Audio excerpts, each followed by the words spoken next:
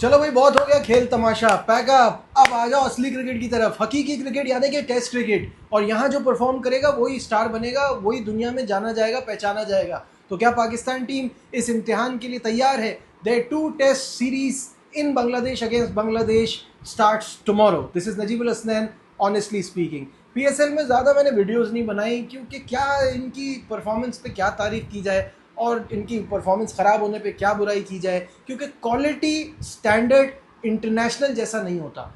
यहाँ पे असली इम्तिहान है। और अजीब सी बात यह है कि बांग्लादेश के खिलाफ सीरीज़ को भी अब हम बराबरी के लेवल पे देखने लगे हैं कि हमें इस पर भी लगता है कि पीछे खतरे के बादल मंडला रहे हैं। वो सिर्फ इस वजह से क्योंकि जो पिछली सीरीज़ हुई थी उसमें हमें वाइट वॉश शिकस्त का सामना करना पड़ा था। लेकिन मेरे हिसाब से Pakistan team is far better team. Talent, skill, ability, हर लिहाज से पाकिस्तान की टीम बेहतर है। वो जो हम वाइट वॉश शिकस्त हमने अपने घर में खाई थी, वो because of our negative approach, our defensive mindset, जिसकी वजह से हमें शिकस्त का सामना करना पड़ा था। और ये सिर्फ मैं कह नहीं रहा, स्टैट्स भी ये बताते हैं। बांग्लादेश में आज तक पाकिस्तान ने 8 टेस्ट मैचेस खेले हैं, जिसमें से 7 पाकिस्तान जीता है, 1 ड्रॉ हुआ है। बांग्लादेश कभी जीता ही नहीं है। ओवरऑल भी पाकिस्तान ने 15 टेस्ट मैचेस में से 12 जीते हैं, सिर्फ 2, वही 2 जिसकी बार बार हम बात कर रहे हैं, वो हारा है। उसके अलावा 1 ड्रॉ हुआ है। तो पाकिस्तान का रिकॉर्ड बहुत ही शानदार है। और अगर हम इस ग्राउंड की बात करें तो शेर बंगला स्टेडियम में भी पाकिस्तान टीम का रिकॉर्ड बहुत ज़बरदस्त है। यहाँ जो टीम 3 टेस्ट मैच पाकिस्तान ने खेले, तीनों में ही कामयाबी मिली है ऑब्वियसली। 2011 में 7 विकेटों से जीते थे, 2015 में 328 रन से जीते थे, 2021 में इनिंग्स और 8 रन से जीते थे। तो ये पाकिस्तान टीम के लिए आप देख सकते हैं कि यहाँ हमारी परफॉर्मेंस कितनी ज़बरदस्त है। पाकिस्तान का इनफरादी सबसे बड़ा स्कोर यहाँ पे फॉर्मर कैप्टन अजहर अली का है, 226 रन। तो कुछ विकेट दिखा रहे थे कल वल पिच, जो कि बहुत ग्रीन लग रही थी और लोग घबरा रहे थे कि अरे पाकिस्तान टीम यहाँ कैसे खेलेगी, यहाँ हमारी बैटिंग कैसे चलेगी। आज जब दोबारा उसकी तस्वीरें देखी हैं पिच की, तो थोड़ी शेव्ड ऑफ है और मज़ेदार क्रिकेट होगी। हाँ, नाहिद राना को कैसे हैंडल करना है ये आपको खुद सोचना पड़ेगा, क्योंकि अब ये हो गया है हमारा स्टैंडर्ड, हमारी क्रिकेट की क्वालिटी कि एक अच्छा क्वालिटी फास्ट बॉलर आता है तो हम घबरा जाते हैं, हमारी टांगें काँपने लगती हैं, हम परेशान हो जाते हैं कि कैसे उसको हैंडल करेंगे, क्या करेंगे। तो ऐसा कुछ परेशान होने वाला है नहीं। लेकिन टॉस कितना क्रूशल होगा, पाकिस्तान को क्या करना चाहिए, पहले बैटिंग करता है तो कितने रन होने चाहिए, और अगर बॉलिंग कर रहा है तो कितनी जल्दी इनको आउट करना है, ये पिच देखने के बाद ज़रा कल ज़्यादा क्लियरली पता चलेगा। अभी तो फ़िलहाल यही कह सकता हूँ कि हमें अपनी बैटिंग बहुत संभल के करनी होगी। That is always our weak link, जो कि हमें फंसाता है। तो इसमें हम ज़रा जब ये बात कर ही रहे हैं तो रीसेंट टाइम्स में, क्योंकि काफ़ी अरसे के बाद टेस्ट क्रिकेट आ रही है, तो रीसेंट टाइम्स में हमारे जो टॉप बैटर्स और बॉलर्स की परफॉर्मेंस है वो ज़रा उस पर नज़र डाल लेते हैं। तो दिस इज़ सिंस जनवरी 2023। ये मैं आपके सामने स्क्रीन पर भी रख देता हूँ। बाबर आजम ने 15 मैचेस खेले हैं, जिसमें उनकी 29 इनिंग्स हैं और 721 रन है, 24 की एवरेज है, 52 का स्ट्राइक रेट है, 450 है, 100 कोई नहीं है।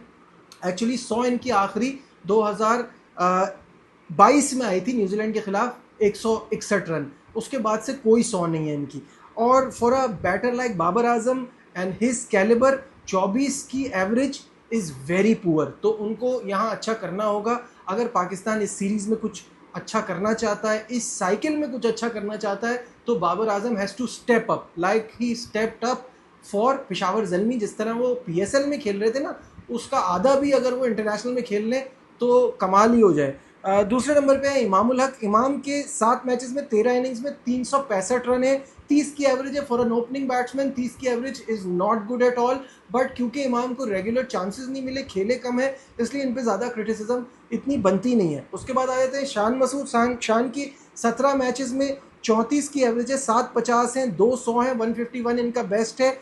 34 की एवरेज भी इज़ अ लिटिल लेस, ये 40 के करीब होनी चाहिए थी। और 64 का स्ट्राइक रेट इज़ ब्रिलियंट। शान इस वक्त और भी अच्छी फॉर्म में।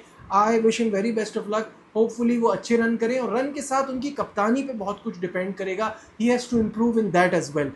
अब आ जाते हैं Mohammad Rizwan. He has been phenomenal. 14 matches, 26 innings, 1026 run, 42.7 का स्ट्राइक रेट, 42.7 की एवरेज और 57 का स्ट्राइक रेट। तो 40 प्लस की average is always good.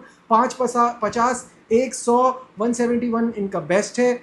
Saud Shakeel ने इस पीरियड में 17 मैचेस में 32 इनिंग्स खेली हैं, 1350 इनका स्कोर है टोटल, 45 की एवरेज, अनबिलीवेबल, बहुत शानदार खेले सऊद इस पीरियड में। 50 का स्ट्राइक रेट है, 550, 400, 208 इनका बेस्ट। सलमान अली आगा 17 मैचेस में 32 इनिंग्स, 1111 रन, 41 की एवरेज, 64 का स्ट्राइक रेट इनका भी, और 750, 200, 132 बेस्ट। मुझे ऐसा लगता है जिस तरह से सलमान अली आगा इतनी ब्रिलियंट परफॉर्मेंस दे रहा है टेस्ट में, 7 नंबर पे जाने वाला बल्लेबाज नहीं है, लेकिन ऊपर कैसे करें ये देखने वाली बात है।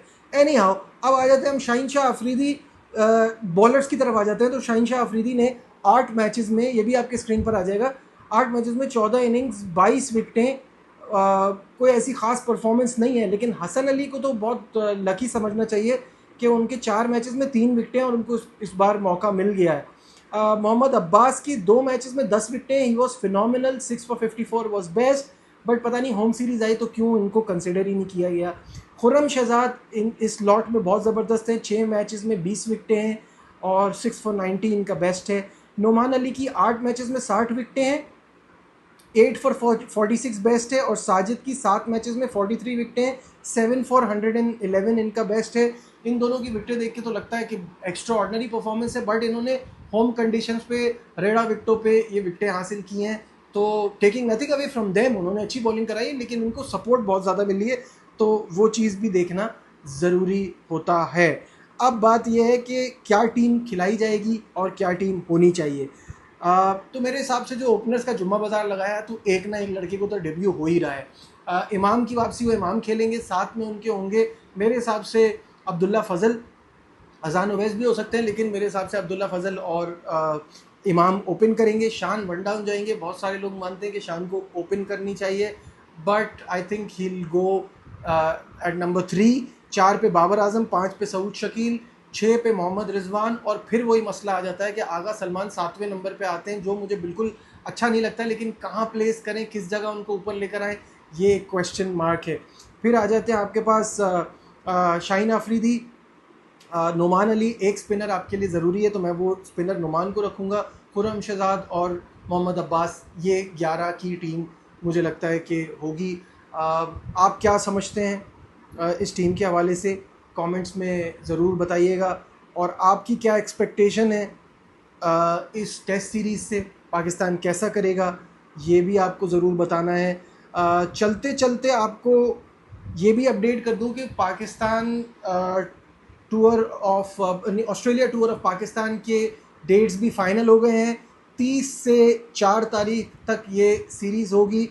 30 को पहला वनडे मैच खेला जाएगा जो कि है रावलपिंडी में, सेकंड को दूसरा, और 4 तारीख को तीसरा। ऑस्ट्रेलिया से ये जो वनडे सीरीज़ डिसाइड हुई है पाकिस्तान में, ये वर्ल्ड कप की तैयारी का हिस्सा है, बट आई जस्ट होप कि ऑस्ट्रेलिया वही अपने सी टीम, डी टीम ना भेज दे, अपने अच्छे मेन खिलाड़ी भेजे, ताकि एक्चुअली जो तैयारी का मकसद है वो पूरा हो सके।